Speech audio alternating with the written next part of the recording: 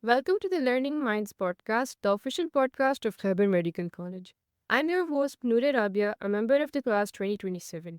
Join me as we dive into the world of medical innovation, uncover insights from leading experts, and explore the inspiring journeys of those shaping the future of healthcare and research.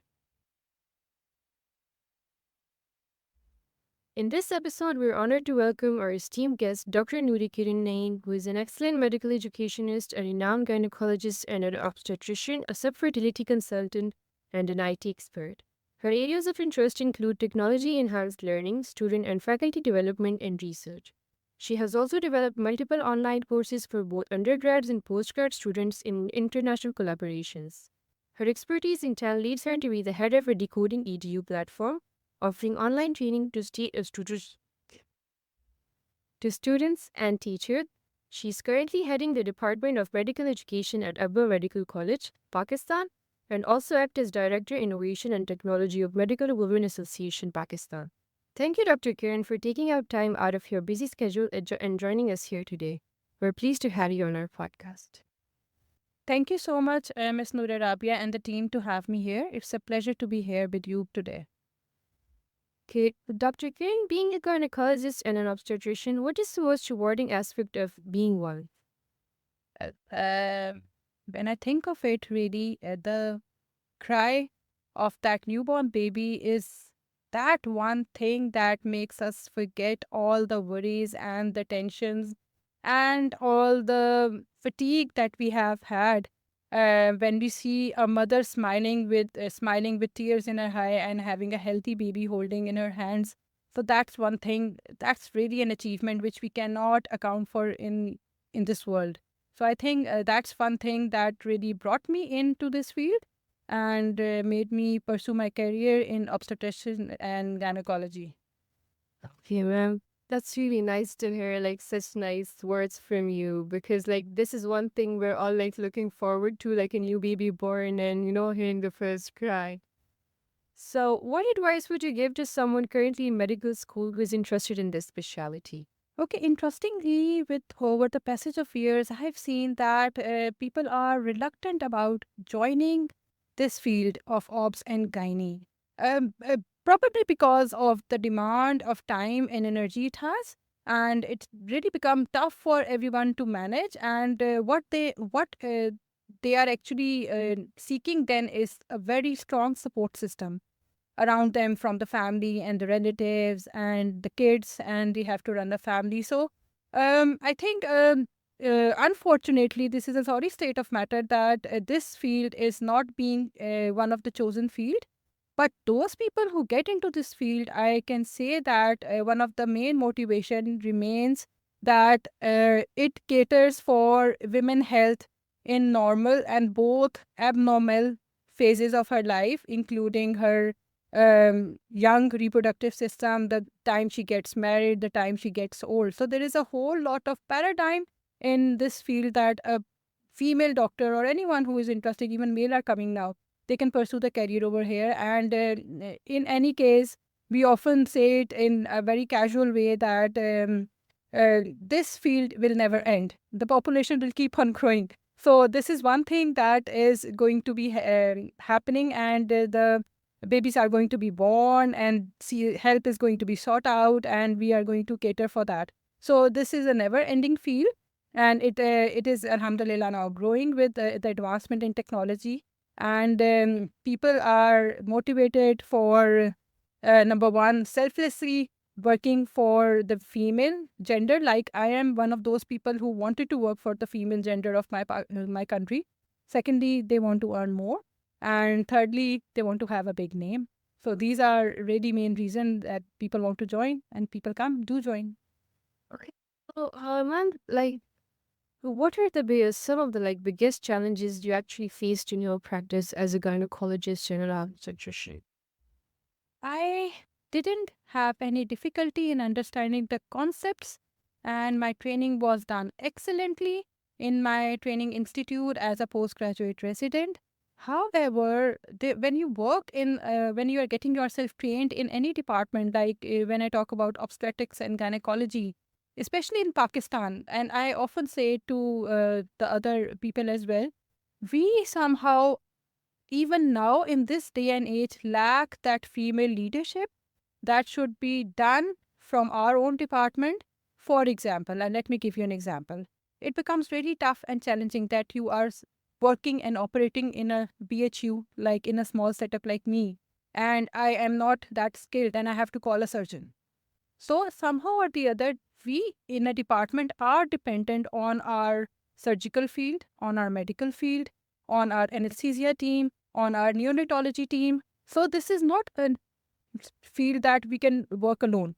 So this is a there is a need to have a very good collaboration among all disciplines, which can make this field work. And this is one main problem that many people face difficulty in, that you have to have a very good team network and you have to build your network once you are in a practical field.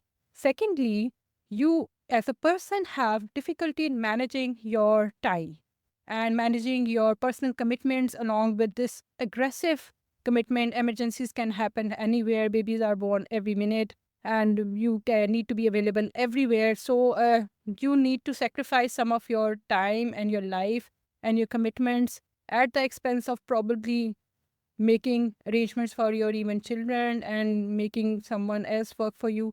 So that is one thing that really gets challenging at times. And thirdly is the burnout element. This is one thing that our faculty are not trained much.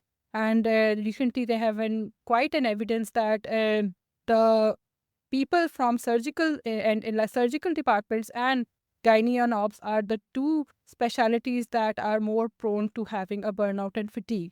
So strategies should be there to having probably scheduled rotations, days off during workplace to give them a little break and to make them me alone time so that they can recover and come back to work.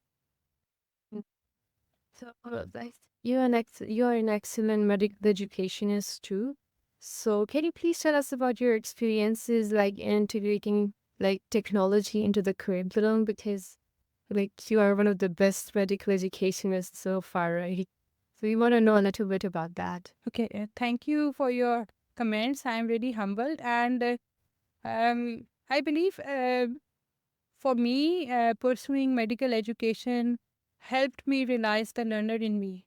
And for being a learner, and when we talk about innovations and technology, you need to be very curious. You need to go out and you need to start experimenting, look out different tools and different instruments that are available online for you to use. For example, right now, there are various GPTs available, LLM are there available in AI. So no one is going to teach you. You are the one who are going to get up and work on your own, and you need to really polish yourself and polish your skill, because the next coming 10-20 years is going to be the skill based education, and skill based job offers would be there. So unless you build on individual skills yourself, that only having an MBBS degree or only having a big degree, it won't help you.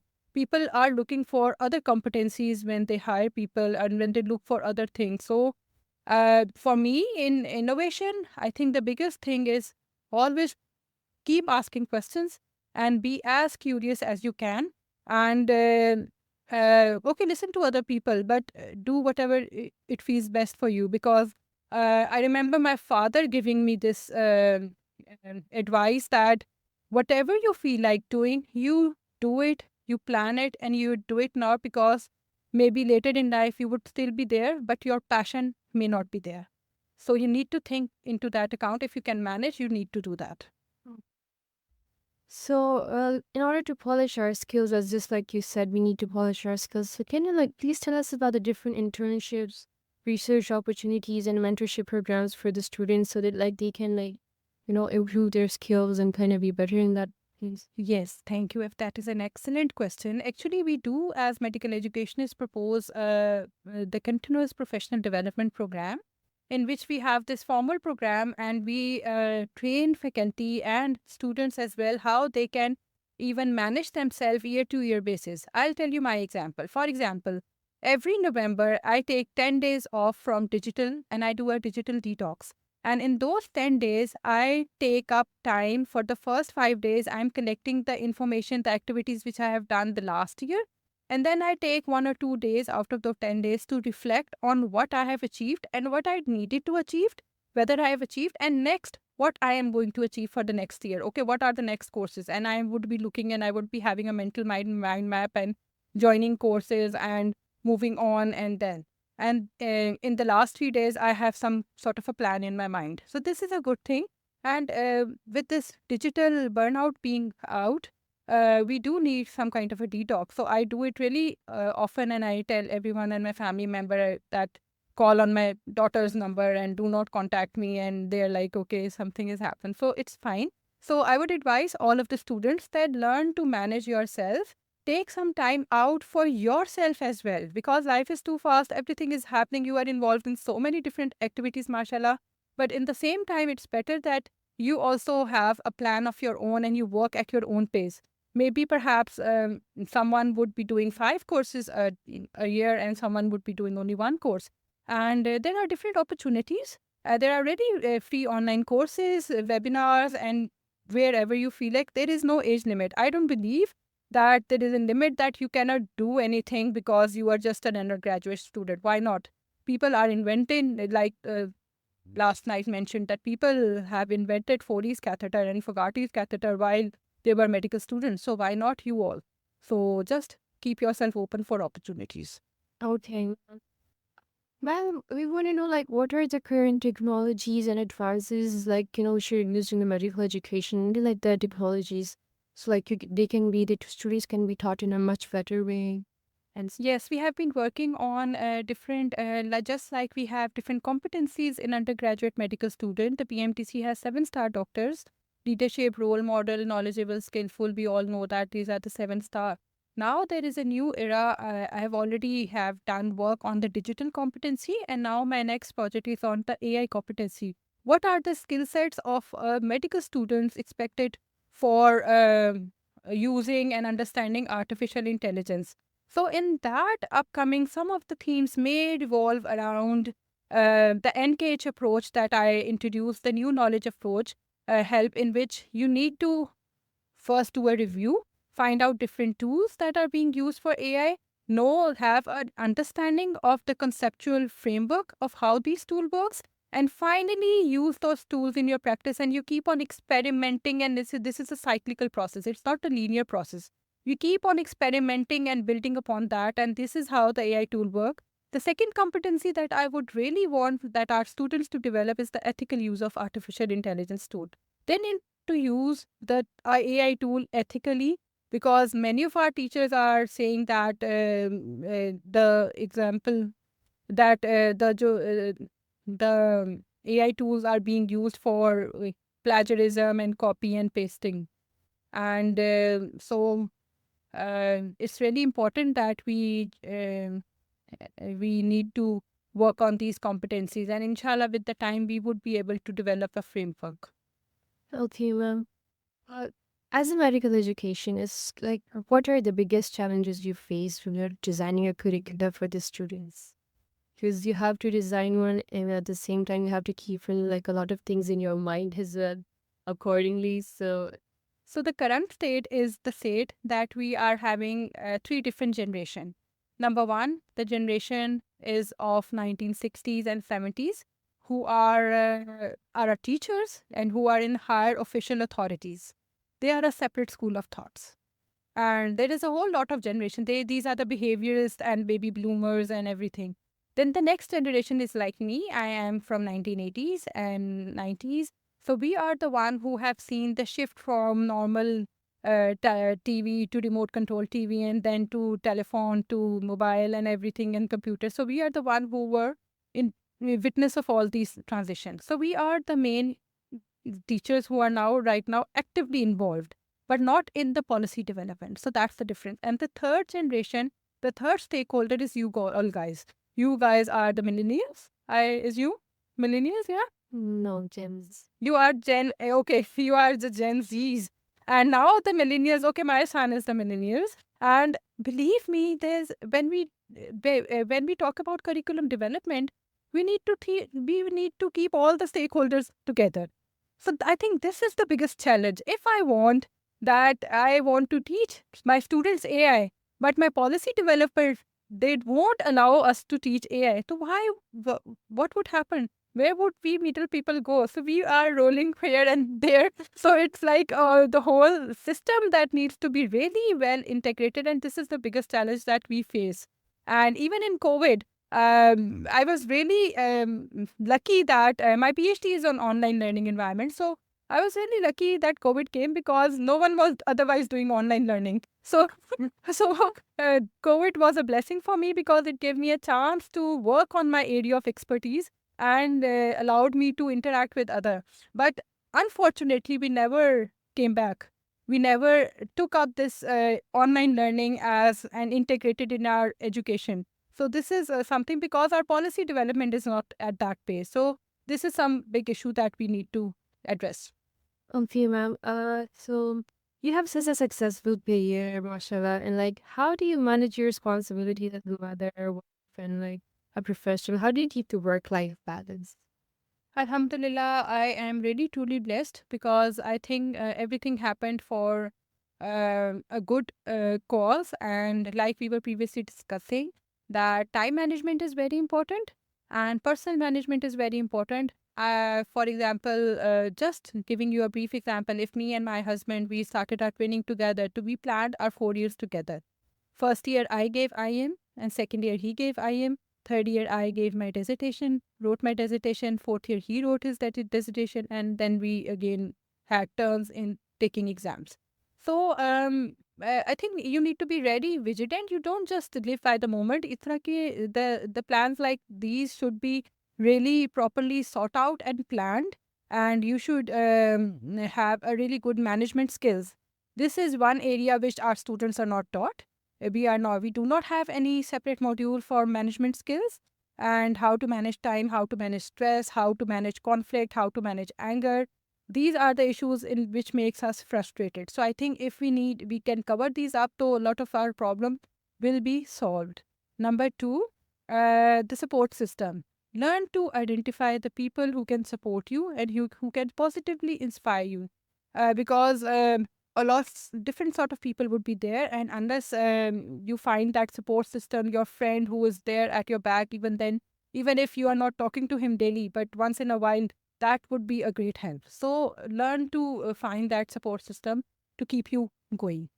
So, like, just like you talked about time management and support systems, what are your time like management strategies and your support systems?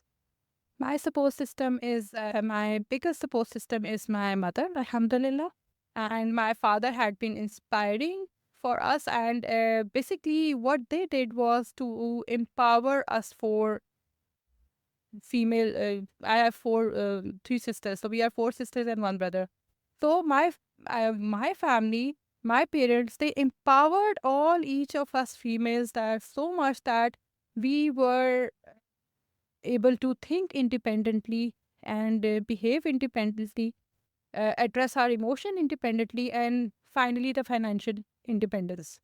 How many of us females have this financial independence? I don't think so. Unless we empower our females and our sons to have this financial independence and to monitor everything, that is the point when you will feel, okay, now I am at a verge of making decisions on my own. So this is one thing that we do. Secondly, you just like I do, I also empower my kids, and they are doing their own laundry right now, and they are doing their own dishes. Although we do have a support system, but I keep on saying that you need to be independently able to manage yourself. This is a life skill, and both male and female should be able to understand this. Time management, my day is very structured, and I at times start on Friday evening. I have a to-do list for the next week, and I keep cutting and maybe get my daughter involved in it because my kids really enjoyed cutting everything off, and I really like them seeing cutting everything. So we have designed the thing of gamification in our home, and we just have it for fun, and that makes me motivated as well because they are also pushing. Okay, ma'am. What would be your advice for undergrads pursuing medicine as a career, especially for females? Because for females, it's not just a career, you know, they have to do a lot more than that. So, what is your advice for Billy? I think my general advice for everyone would be that right now you are at a point of making a base of your building.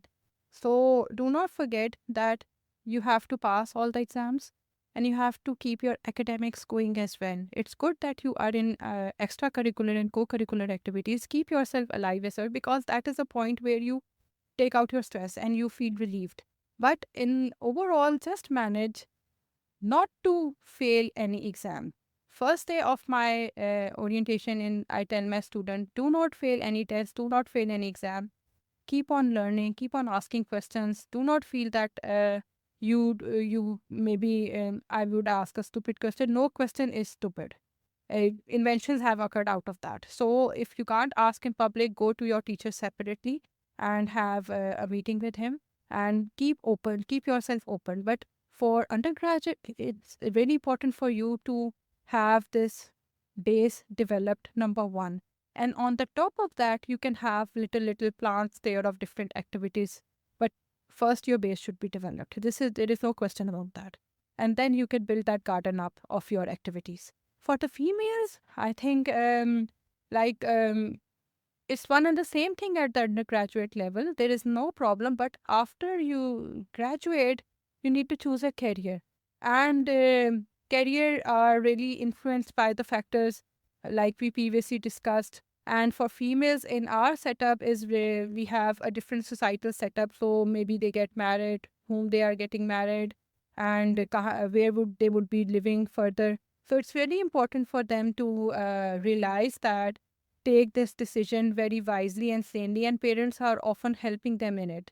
So some things are there, and I have seen many gynecologists who are so successful in their career and their family life is so good, and just because of the way they are managing. So you need to be the females need to be extremely emotionally intelligent, and need to develop social intelligence in order to tackle with the issues that may arise later. So, according, like, now, and this is like the last question, one of the last, like, few questions for you. So, like, as in case of researches, what skills are required for students and professionals, like, for good researches? For good researches, you first of all need to understand the process of research, what are the different phases of research, and how to do that phases as transparent and honestly as you can. Because if you are unable to replicate your own research finding on paper, I did this, I did that, and your methodology section should be the one which should be the longest, I think, because research is something that needs to be transparent and given on to the audience who can take your methods and do research. So my biggest message to you over here would be that be ethical in practices. Do not hurry. Do not hurry into data collection. Do not go into fabrication. There are no shortcuts in research. This is a process that you learn over time. And the one tip I would like to give you, if you guys can get involved in any peer review systems like Curious Thus, and there are Curious other journals as well, like Curious, if you can start doing peer reviewing of different manuscripts, and they allow undergraduate student, that is a lot of learning experience. You start reviewing other people's articles, and then you learn, okay, now this is how he has written, and this is how I'm going to review, and you can improve on yourself. Okay, ma'am, thank you so much. Like, do you have any final insights or advice for the listeners of our podcasts? I always give one last message that life is too short, and there is still so much things to do. Life would go on. You would always be a learner. So just live to learn and dare to dream, and do that and pursue that passion before the time goes out. Thank you so much. Thank you so much, Dr. Kiran, for joining us today. We're very honored to have you on our podcast, and we believe our audience would love to hear this podcast, especially our female students here and others, our female faculty, and everyone around. It was very, very nice of you to join us today and take out time out of your busy schedule. Thank you, ma'am. Thank you so much. Have a nice day. Allah Hafiz.